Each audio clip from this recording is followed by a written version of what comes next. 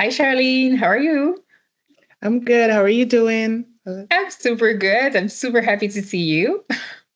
Me too. Are you excited about our conversation? Yes, I'm excited to get into it and see what we could share and what we could discuss and where the conversation goes.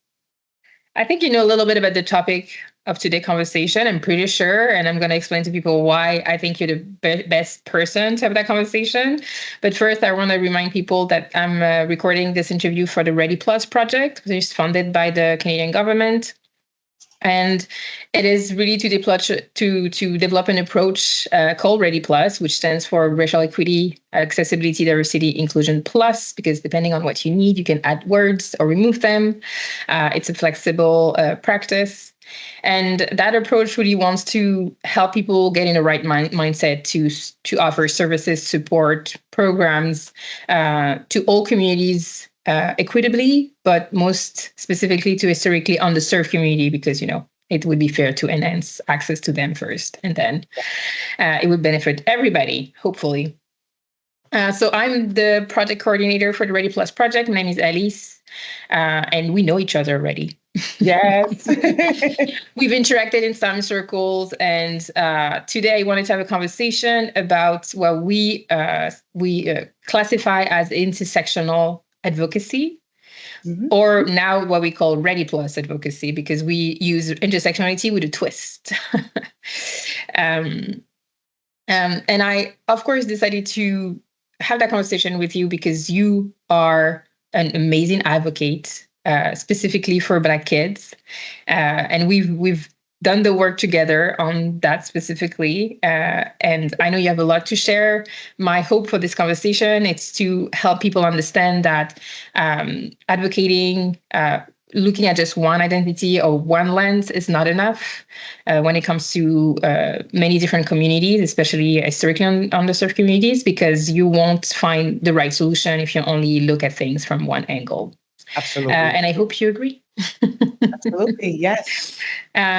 So, do you want to introduce yourself so people understand better why you have so much to share? Of course. Thanks, Alice. So I'm Charlene Grant. I'm one of the co-founders of Parents of Black Children, and I hold the title of Chief Advocacy Officer. I lead the advocacy team. We advocate for Black children and all their needs, in all against all institutions where they face racial discrimination and racial violence, and not just in Ontario, but wherever our children are and they call upon us, we show up and provide our wraparound support. Good. Do you like, how did you happen to start that work? Wow. I think it's very common for most advocates. It they have to the advocacy starts from in the home. Mm-hmm. Someone in your home. I could talk for myself. I know my oldest son was going through it at school. That's how I started it, and my husband and I we advocated vigorously. I mean, in elementary school, we weren't as versed. Mm-hmm. We were a new parents trying to, build life. And our child was coming home with the experiences he was having at school and how he was being made to feel unwelcome, even though it's a public school setting that we all pay taxes for him to Mm-hmm. attend. And I had to build him up. I had to tell him, just so you know, do not walk in there feeling unwelcome because we Mm-hmm. pay their salaries. Just, I mean, sometimes I joke about that I told him that, and he went there with those words Mm-hmm. and with that posture. And I have no regrets about it. I mean, I joke about it now, but I have no regrets about it because it made him survive that environment. Yeah. And but when he got to high school, he's a little bit older, and teenagers, they don't want to be the standout, so they kind Mm-hmm. of shy away from advocating. So that's where we stepped in. And we ended up suing the school board because of it continued on in high school. We won a human rights claim.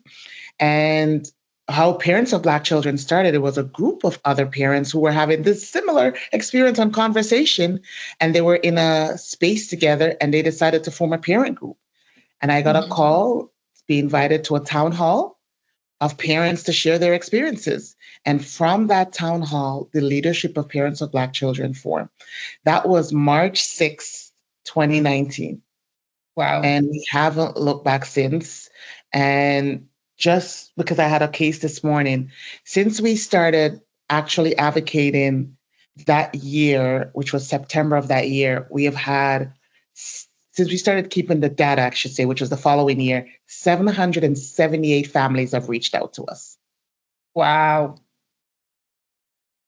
And Alice, specifically for your what you do. So it's very specific. Yeah. For racism within the education system.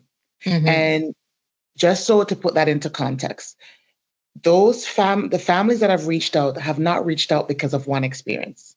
You might want to times that by 5 or maybe 10 to get an accurate number of what our children are experiencing at school. Wow. So what you mean is that probably there's more, but those families are not speaking up the first time. Like multiple. Most families try to advocate on their own for the first 1 or 2 times. Okay, yeah. And I don't think you mentioned it because you were a new parent, and I definitely feel the same.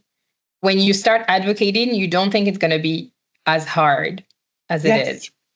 Because you've never, you make a lot of assumption about the education system that, they're going to help, they're going to support, they're going to understand. So you don't go in there thinking, oh, it's going to be so difficult, so complicated. It might be a little challenging, but it's hard to really understand how much pushback you're going to get.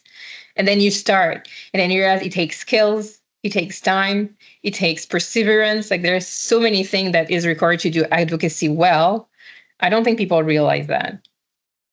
One of the assumptions a lot of families make, including myself, is that if I look a certain way, if I talk a certain way, if I dress a certain way, if I don't react a certain way, I will be treated accordingly. Wrong. It doesn't matter if you're homeless or you live in a mansion. If you're a celebrity, or I guess in England where they call them the commoners, it doesn't matter who you are. At the end of the day, they see you, how they see you, and they judge you accordingly. And when you are the Black parent that speak up, it's now, how dare you? We're going to show you. And then the reprisal, the retaliation, the white lash, the white violence, the backlash, you name it, it comes. And it comes for your children. And we don't love our children any less.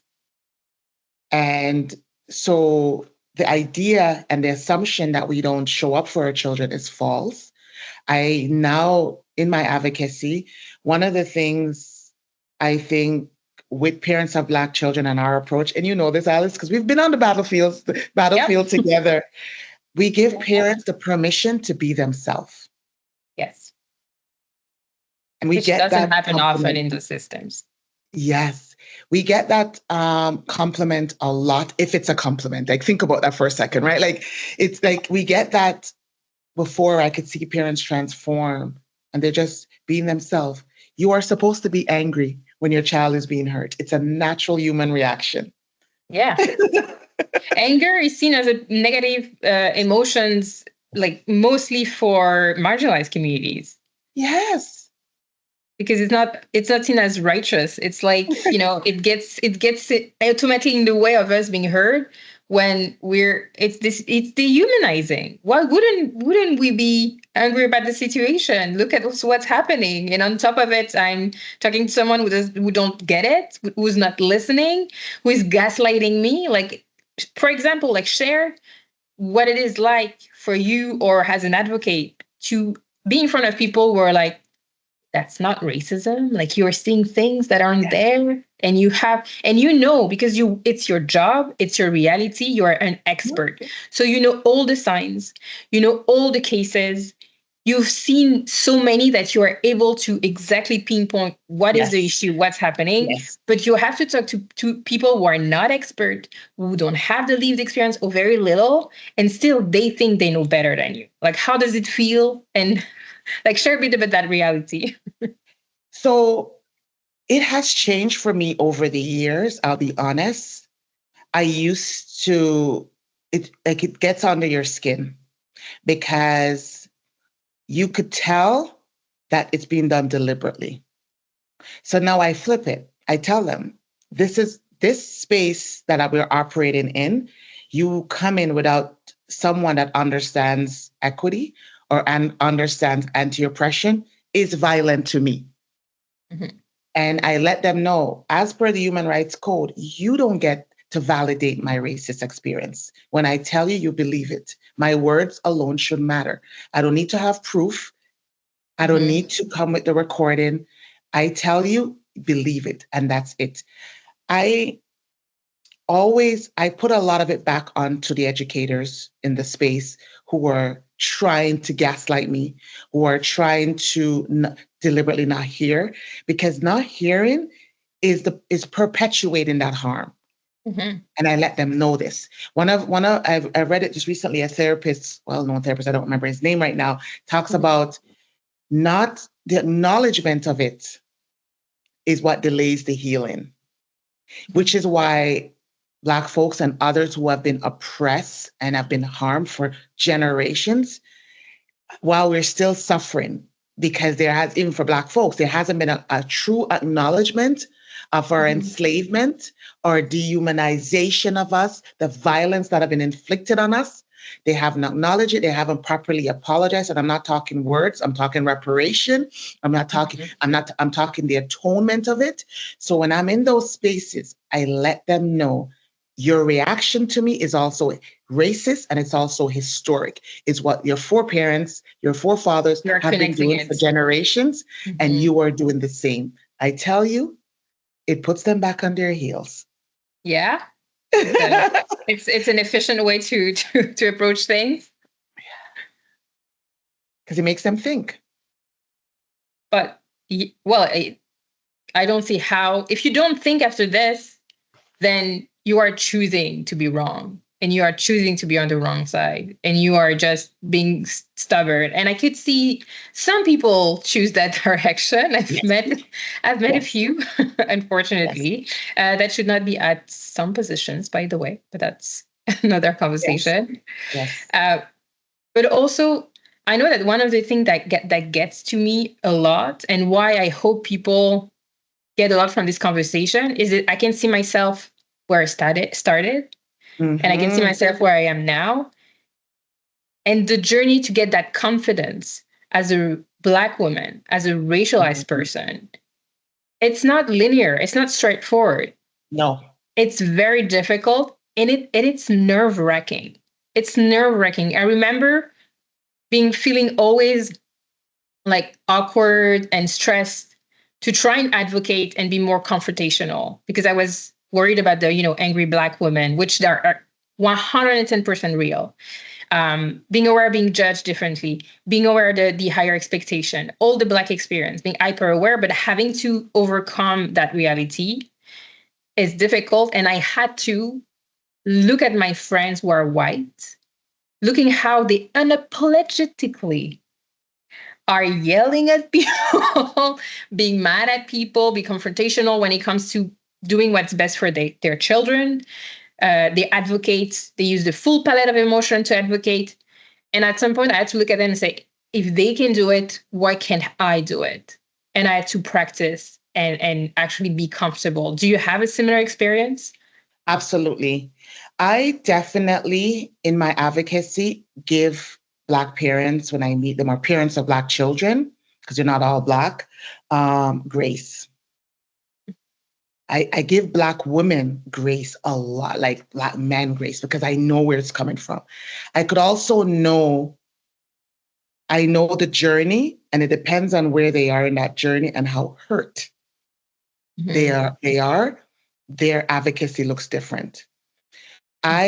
What changed for me and how it changed for me, to your point about feeling awkward and pivoting and masking and how am I going to operate today? I no longer do that. When I finally watched the video, because I didn't watch the George Floyd lynching immediately when everybody was watching it. And when I watched it and I saw him begging for his life, calling for his mother, it changed me. I remember staying in bed for about 2 weeks, crippled in just grief. And I remember when I rose from that, I Mm-hmm. said, I will never, ever ask for permission ever again to be a human and to have anyone see my humanity. I will never. And when I tell you, I said it out loud, and that's why I rose from my bed. I go into to spaces and I make sure I'm there. Mm-hmm. The idea about our hair not being professional, I make sure every color I could think of, I put in my hair. Mm-hmm. I show up. How I show up is how I am. Because I remember we had this story, my kids, where we dressed up to go to the bank Mm-hmm. because we know if we go in a baseball cap, how we'll be judged. I go as I am, and I Mm-hmm. dare them to discriminate, because not only am I calling them out loud on it, Mm-hmm. I'm also filing a human rights complaint. Mm-hmm. So I and my husband, our family, has made the decision that anywhere we are and we experience racism, Mm-hmm. unless I'm on a private road with a police officer where I know any wrong move is gonna kill me and lie, Mm-hmm. anywhere else I am, I will not take it lying down and just because. And if I feel in that moment on a quiet road with a racist cops that I'm never gonna make it out, I'm not backing down as well, because it Mm-hmm. doesn't matter how I am. It's how we already know the end results. So with me specifically, in spaces, I'm unapologetically myself. I tell them right off the bat, I am angry. I don't qualify that anger. I let them know and I call out everything I can. And I let them know when they're inflicting their white violence upon me and upon our children or our families. And I have to tell you, it's very freeing. Mm-hmm. It It is, must it be. is, it is a freeing feeling. And it's also one that um, it sits well with me inside. Because Mm-hmm. when I'm not able to be myself, I realize I get the headaches, I get the anxiety, I get Mm-hmm. all of that. But once I'm able to speak and say what is on my mind, Mm-hmm. It I'm not. feels right to exist. Yes. It feels right to exist. It just feels Yes. right to realign with our humanity. When Yes. I hear you so deeply and profoundly, because I can feel, because we don't realize, I know, and I still feel it, like I'm not even where you are, because I'm still apologetic, because the fact that we talk about intersectionality is because I am queer, I am Black, I am an immigrant. Even if I've been here a while, I still speak a language that's a minority language. I'm a francophone. People probably here. So the number, like the level, and I'm parenting kids with special needs who are Black as well, and who have like Mm. some other exceptionalities. So the level of advocacy that I have to do is massive, but also I depend on the support. I depend on having access. I depend on a lot. So I always have to measure, like do a cost benefit analysis as to how much I'm going to be angry, how much I'm going to say, or how I'm going to behave. So I'm still in those kind of calculation, but I have to admit that now that I'm more aware, I realize that we live with a constant sensation of apprehension Yes. as to how we're going to interact, and it's always there, so we kind of forget about it. But then I'm guessing when you are in your position where you're like, I don't want this anymore, I'm freeing myself from this apprehension that I haven't chosen, that it's not mine, that was imposed on me just because of my color, like the feeling must be exhilarating. It's I could also say everyone is operating from their space, right? So I work for myself. Mhm. So it's a little bit different. I'm not answering to a boss. That way, I mean, I guess they could cancel me if I say something that people don't like, Mhm. but I'm not asking you for permission. I am not asking you to respect me. I'm letting you know and setting my boundaries. And I'm Mhm. all unapologetic about my boundaries. And you're going to respect them. You don't have to like them, but you're going to respect them. And there's times when I'm in meetings and I could say, I know I'm talking to a brick wall. Mhm. I'm also not wasting my time on a brick wall. Mhm. I Yeah. know when to eject and say my mental health is more important. It doesn't matter what I say, how logical, how accurate, you are choosing not to see that. Not that you don't understand. It's very similar to Kaepernick kneeling. Everyone knows it's not a protest against the flag. Everyone knows that, but that's not the narrative they want to push. And that also taught me people are going to push whatever narrative they want. Yeah, I heard one day in an interview, someone said, a specialist of communication and psychology said, if someone doesn't want to listen to you, it doesn't matter how much you change the way you say things. If someone doesn't want to listen to you, they won't listen, no matter how you say it. Absolutely. And that's your experience. And also what you shared is about the level, and you acknowledge it well. It's about the level of risk. Like, you don't feel you're exposed as much as someone who's working independently and who doesn't who does not respond to someone, who doesn't have to deal with the pressure. So I'm guessing also we can acknowledge that there's different level of risk. Is it hard? Like, I know, because you acknowledge all of this, but also you said advocacy looks different depending on who you're doing it for. And I know that in my work, sometimes we have to follow the lead of the people we want to advocate for. Is it hard sometimes to see other people who have a different risk level or a different stake in the situation, and you have to take the lead of something that doesn't feel right for you? So I do let parents know how we show up. Sometimes we're in front, sometimes we're beside, and sometimes we're behind. Okay. I usually ask for permission. I say, Mom, Dad, let me take this from here for you. And you know, no one could fight a system on their own, even myself. And I know advocating for my children, the emotions are different than if I'm advocating for your children. I am going to do it, but I'm not it's not the same type of, I think with my own children, when it's them, I feel like I'm instantly losing my mind because I get so angry. So I will say there's times when parents, I know where they are in their journey, so it would look different for them. I definitely follow parents' lead, but I let them know at some point you have to make the decision because, for example, I'll give you a perfect example. Educators who reach out to us for support and they work for the school system. How I operate and move in that doesn't mean you're going to do the same. Yeah. But I let them know personally, there is no job that is more important than my children. And I cannot always protect patients. I actually walk away from a job to start my business without even a plan because I couldn't do it anymore. But it has to take something in you has to say enough is enough. My enough is enough might be a longer, my tolerance level might be more than others. But I say to parents, you've got to make that decision of what exactly you're protecting, your child or your paycheck. That's individual.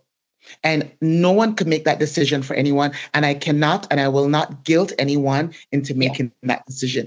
Because at the end of the day, I cannot replace my children, me personally, but I can replace a job. I can replace a paycheck. But everyone gets to that space at their own pace. Yeah. Right. So it's not for me to decide. And there is zero judgment for me because I don't know your house, your household. So you will never get judgment from me in advocacy. And I think parents feel that when they come to parents of Black children. Wow. Yeah. I think I can, as a parent, I'm like, yes, that sounds perfect. Give me some of these. And though I really like your Parents of Black Children is known for having a very specific style of advocacy that I know, and I like that you have a range of how you intervene, and you said it perfectly. Like, you are behind parents, you are besides, or you're in front, because you were at the front of big causes, especially in Ontario. We see your organization in the news. You interact with school boards on a regular basis. You're in touch with the ministry. All of this, you're really involved.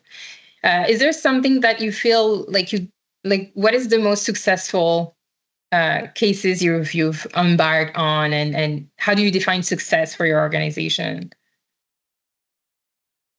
For me, I celebrate every win. I don't call them small or big, but I guess some are bigger than others. But I celebrate the wins. What I don't do, I do not act grateful to politicians for doing their job. So when politicians will say, "Oh, I do it," no, you've done more for others. And I have specific language for politician.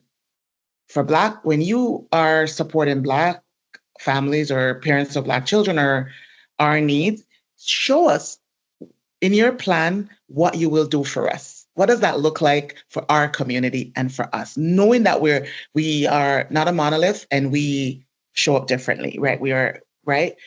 But for success, I'll tell you, there are different types. Like when I get a parent, when I'm on a call and I see the parent who, in our conversation, they'll call and say, "Oh my gosh, I saw your letter. It's so harsh.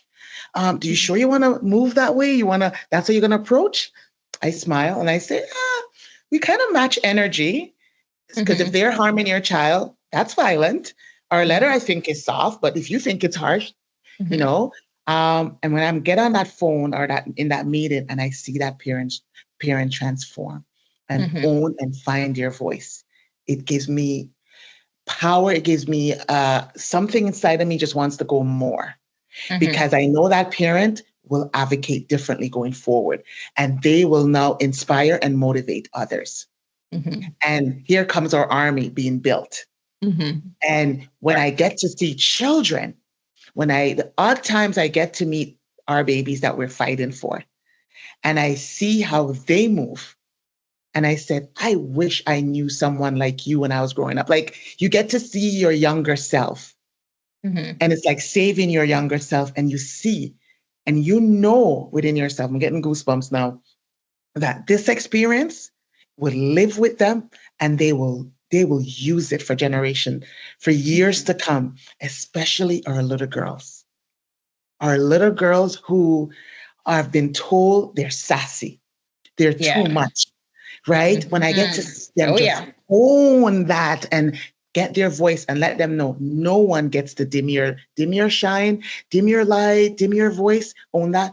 That for me is win. Or when parents call back and say, "Oh, we've just settled our human rights case. And, I didn't think I could even file one. And now I've done it. You've changed my life." Like those type of messages, I thought this was a win when we advocate to have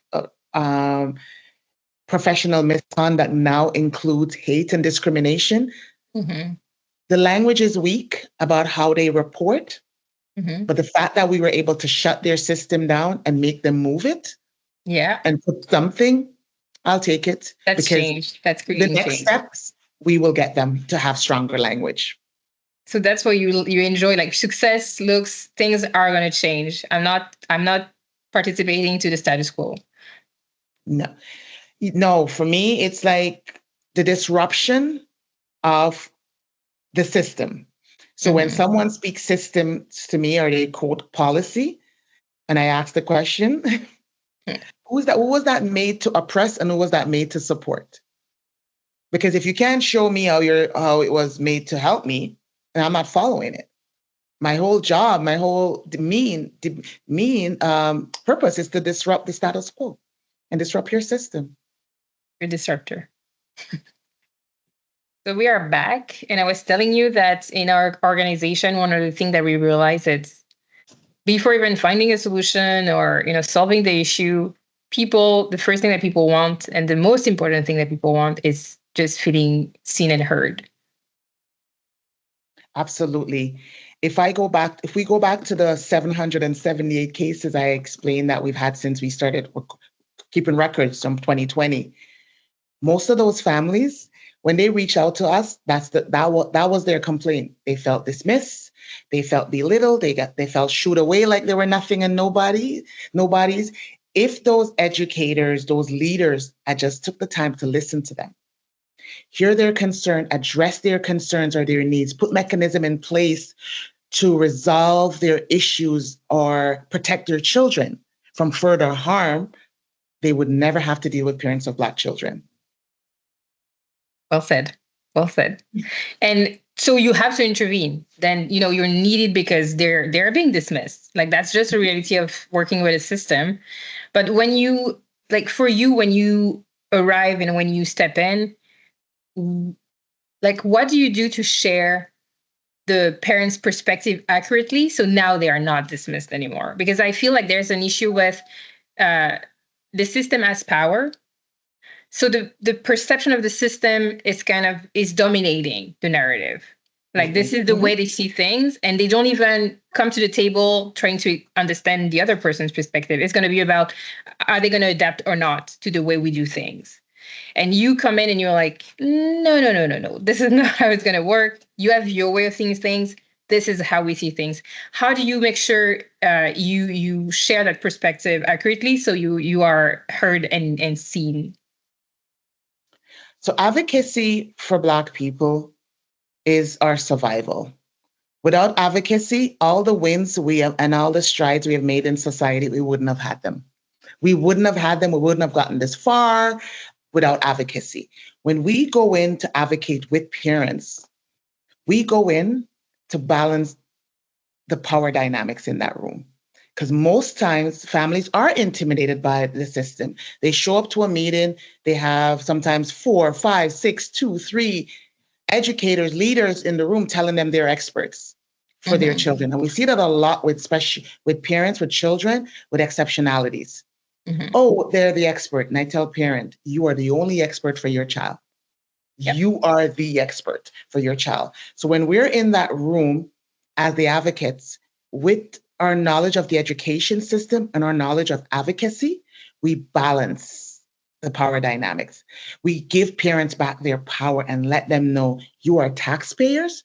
Everyone there, especially on a public board, they are paid by your tax dollars. Your voice matters. And what we do after introductory, know who's in the room, we hand the mic or the floor over to the parents. So the parent get to tell the experience of their child, of themselves, how they were treated, and why they had to reach out to parents of Black children and why we're even here. We do not let the school even ask the parents, what are you looking for? No, tell us how you're going to apologize. Tell us how you're going to put mechanism to protect and support my child. So the parents who felt unheard get to have everyone focuses on them and their experiences and what has happened. And when it comes to apologies, I think it's very important that I say this. We tell the school boards, we are not accepting verbal apologies. Apologies is a verb, and we need to see it in actions. The apology needs to match the impact of the harm that was inflicted on this child. You're most vulnerable. The only person in the room who's in the system who's unprotected, because the Education Act itself protects educators. Who's protecting the child? Yeah, that's an absolute fair question. No, really. And like the fact that I think advocating with systems is very specific because of the power imbalances. Like, that's the number one thing when, even for anyone who's like, oh, even like knowing, I remember that, I don't know if you remember this, but having an escalation plan, to knowing that you know who you need to talk next. Because even for you, when you arrive and you talk to someone, in the back of your mind, you need to know that might not be the person that I'm going to interact with tomorrow. They're not going to be the person that I'm going to interact with at the end of that case. Because in system, you have like escalation. Like, you need an escalation plan, basically. And so they mean that you are multiplying the number of people you have to talk to, and every time you have to reiterate. And so you have a lot of experience with, and you mentioned it, like kids with exceptionalities. And you must have to interact like repeatedly with people who don't get and question the fact that we are an organization that advocate for Black children, not just for children, for Black children. And then on top of it, maybe Black children with exceptionalities. Why, like, how would you explain to someone? Because I know that for me, just trying to explain, like, you cannot just, my daughter, for example, who has the one that struggles the most, when I talk to the school, I try to explain, like, okay, those are her needs. this is who she is, this is this. And I feel like there's always this dead spot where they don't get when I mentioned that she's Black. Because for her, like being accepted, like rejection is violence for her, not belonging is violent for her.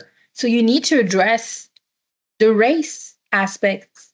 If she doesn't see herself represented, if she doesn't interact with people that make her feel safe, if you don't understand the experience, like how are you helping her? You're helping part of her, but you're not like, helping her because she's all of this. And I see so many people who really have the gaslit face, like, what are you talking? It has nothing to do with what you just mentioned. So how do you explain to people like advocating for someone like older their identities, especially their Black identity, because it matters in a public space? Like, how do you defend that? So if I touch on what you mentioned about the escalation process in advocacy. So here is the institution who's inflicting the harm, giving you that escalation process. Mm-hmm. I don't follow that. I'll be honest with you. It's one, because they are controlling who hears your story and controlling how to respond to it. So my thing is, in an institution, like for example, like the education system, no leader should ever say, I didn't know. Mm-hmm. So whether they show up at the meeting or not, the superintendent, the director, everybody's CC'd on it, because everyone needs to know what's going on in their company. Think about it. If you're owner of a company, you need to know what's going on and where is the crisis. To me, Black students, let's talk about them being Black first, mm-hmm. is the first thing that they see. Their disability or their needs might not be visible for mm-hmm. everyone to see. But we know Black folks are usually at the bottom, and they're treated and mistreated and experience differential treatment at an alarming rate than any other race. Because if you ask all of those white folks in the room and others, would you like to be Black? They'll all say no. So when we let them know. Not forever, maybe. Exactly. Or not for certain situation, right? Because yeah, exactly. Sometimes they do want to be, right? So here it is now, they have exceptionalities or they check other boxes, right? Mm-hmm. Where they have intersectionalities. All of that, all things could be true. You, the person who I'm talking to, who have never lived in this body and this space and operate, do not get to validate that. It goes back to me saying, when I tell you my daughter, as you're saying, your daughter, rejection for her is violence, that's all you need to know. I am her mother. I am telling you what we have experienced. I don't need to go into a medical report to prove that, because mm-hmm. no one else gets to prove that. You need to listen to me, and you need to put in our IEP or whatever you want to do, if you want to do an IEP or not, what support you put in place to make sure she's not rejected and she doesn't have that feeling. Because while she's here, anytime she feels that, you are responsible. It's now called neglect, because I've told you. And you have chosen not to listen and not to accommodate. And now that's a violation of our human rights. And that is also causing psychological harm and emotional harm. And that is a CAS matter. Wow, you know how to do your job well. You convinced me, and that I'm the mom. See, that's why it's important. I think this is the perfect illustration of why people underestimate what it takes to be a good advocate, and why system like make things harder for parents. And it's even harder the more identities you add. Oh my gosh, absolutely, Alice. Oh. Can you tell more about that? Think about how someone is walking in a space, and the minute they get to the front door, they are told they have to be at school. So you're invited. Mm-hmm. But everything around and everything in that space tells you you're not welcome. Mm-hmm. That is not a safe place at all. That is not a safe place. And it's confusing for children. because sometimes they're not able to articulate it. Mm-hmm. And sometimes we get to see and hear it when they maybe graduate and they start post-secondary and they reach back out to us about saving their younger selves and start explaining how they were able to survive that violent environment continuously. Because even if they're not experiencing every day the specific words being said, the environment itself is uncomfortable. I've walked into spaces where I look around, nobody looks like me. Automatic, there's no food that I could eat because I have dietary restrictions. But you've invited me here. But what have you done to make me feel welcome? Welcome. Yeah. And that's important. And that's what a school should be. So, and that's what a lot of us we don't understand, is because we have to know that the space is there, and we're invited in, but we're not welcome in. Mm-hmm. Yeah. Yeah, it's definitely my experience. And I'm always surprised when people question exactly that. Because for them, being welcome means just opening the door. That's what it takes, honestly. And I'm always surprised where, I'm queer, but it's not visible. But it's very real for me that I can enter a space when the door is open, but I'm not welcome because I don't know how people feel about me being queer. It's the same with all identities. So you're walking into this space and you don't know if it's really welcoming or not. And if you're someone who thinks that's all it takes, I mean, you don't understand what it is to have those identities or carrying those identities and having to experience life through those identities. And here is what it does for the identities that are not seen automatically. Because, maybe you could dress and look and it make them think, oh, maybe she identify as this, right? Like maybe, right? But when it's not seen automatically, you know what, and this is not good for anyone's nervous system. And I could only imagine it for children. You're always on the defense. Either your hands are up like this to block or to fight. Because at any moment, some idiot could say something that will just shatter your world. And then you're prepared for it. So I can only imagine what that does to our inside. I'm no medical doctor, but I'm just thinking about it. Your nervous system, your anxiety is right there, making you feel like, what am I going to do if this is said? Because you always have to think about, will it be said? Whatever. To your point about the doors open, oh, come on in. But you go in there and you look and you're thinking, uh-oh.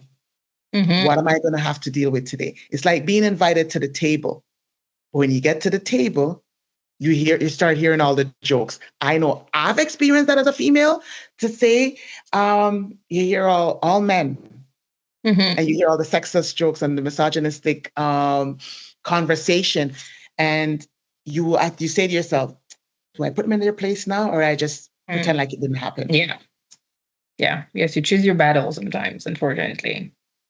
So, speaking of battle, one thing that I really want to chat with you and go deeper into the reality of the situation, and I'm genuinely interested to know your point of view on this. What I experience with my daughter and it speaks to having an identity that people don't get. Like, I need to advocate because I'm Black. One of the deep alienation that I experience is that I'm being called constantly to pick up my daughter at school. I'm having a hard time making them accommodate her so she can stay in school. And for them, they have that possibility to call me, etc. But I come from a community, and I know that I identify as Black.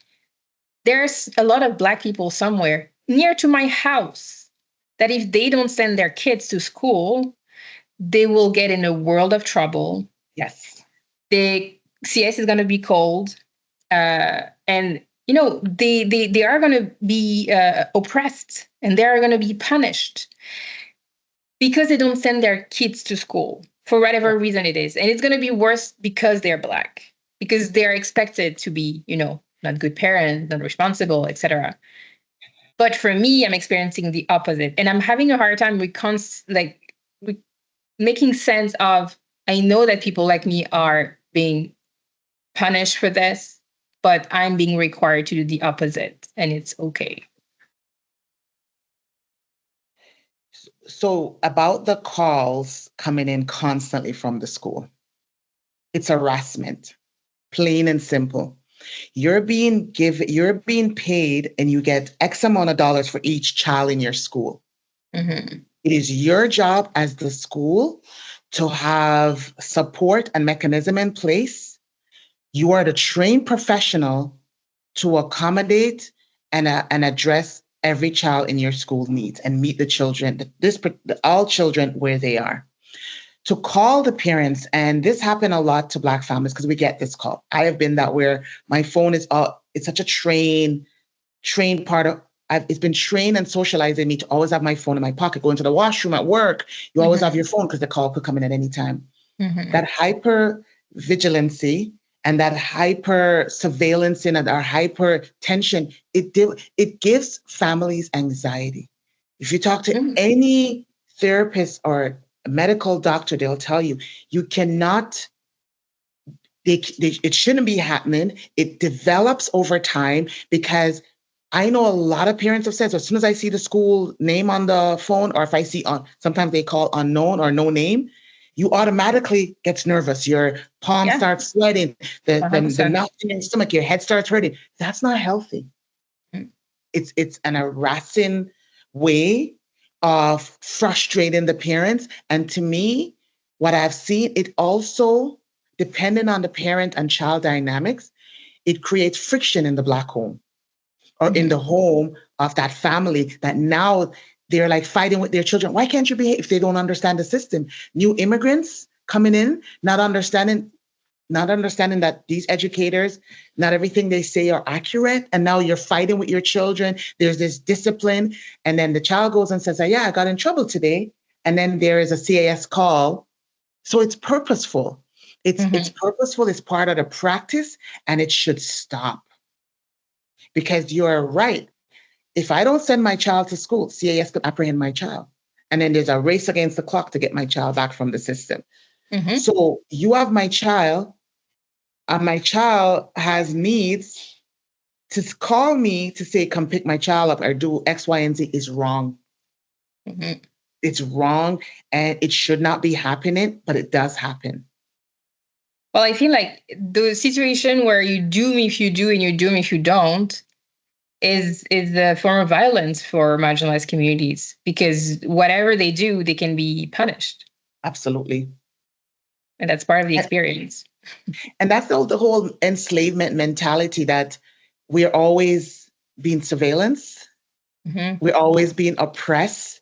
Everybody thinks they have power over us to call and report us because we are not perfect and we are not, and everybody else knows better. Meanwhile, when we were enslaved, we breastfed Massa's children. We cooked for Massa. We cleaned for Massa. We did everything. But now, all of a sudden, we don't know to keep her home. That's just the fact that you said this. I didn't know the interview would go there, but yes, that's exactly similar to what I was sharing. The double standard of, we rely on you to be the best caregiver because, you know how to do it well. But when it comes to your own children, all of a sudden you're not equipped. And to live in that alienation, that's violent. 100%. Remember, we were nannies.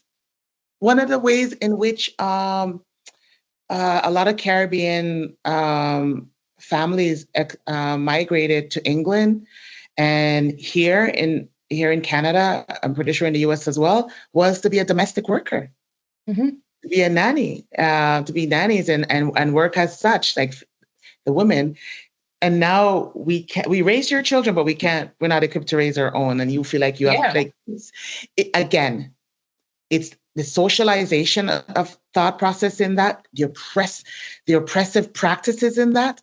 and the narrative that is constantly being created. And this is where I say to families, nobody gets to tell you how to parent.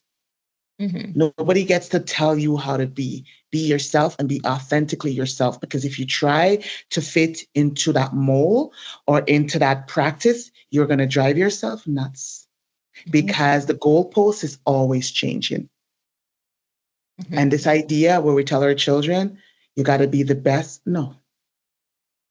Because even when they are the best, in your workplace doesn't mean they're getting that promotion or even getting hired or even being paid for being the best. Yeah, absolutely. So we're setting them up. Yeah. Well, society is definitely shaped that way. Yes. But you're working on changing things, creating change, and assuring that maybe it's different for someone else. And I find it incredible. And it's I think the right way to end almost the conversation because it's a mic drop. Let's just say it. It's but before we say goodbye, like the title of this conversation is "Can You See Me Now?" Because I know your story, I know what you want to accomplish, I know what you do for a parent, and so what do you think I choose that title? Like, what does it inspire you? When I saw it first and I heard you repeat it, it's exactly what Parents of Black Children does. For parents who felt unseen, unheard, dismissed, when they're getting the wraparound support from Parents of Black Children, the one thing we hear constantly is, this is the first time I felt believed. I felt my needs were centered, and it's how we show up. We center the child and the family that we are supporting, but our solution is systemic. It's to put things in place so the next person that comes in that same school will not have the same experience. And even if they do, there will be mechanism in place to help them remember that experience differently. And we say to family, we cannot change what you experience, but we could change how you remember it. And they will see you and you make them see you. Wow. Well, just thank you for all the amazing work that you do. Thank you for the conversation, your generosity. And what you know, what the amount of knowledge that you've acquired is invaluable. And I hope you get recognized and celebrated for what you do, because you don't have to do this. You could be doing like so many different things if you wanted, but you chose to do that. You're right. When I initially started, it was an apology to my oldest son, I'll be honest, because when he was younger and he was telling me some of the stuff I didn't even, I'm like, are you sure, honey? I guessed with him. But now I don't look at it like this the same way, because I've learned to forgive myself for things that I didn't know, which has helped me to heal from some of that, because I felt enormous guilt. The love of my life, what do you mean I didn't believe you when you first said it? So one of the things I tell parents, believe your children when they come home and share. So for me, it's about how to help the next generation. And, for me, I look at it, there have been other advocates before me, and there will be others after me. And whatever I could, while I'm here, put in place to make my children, grandchildren, and everyone else from the other, they experience the education system differently, and that's a win. Yeah, and I hope you win and you keep winning. Well, thank you again. And I'm sure we'll talk soon because it was so good. We need more. Always a pleasure, Alice. Thank you for thinking of me and bringing me to the table and making me feel welcome. Bye.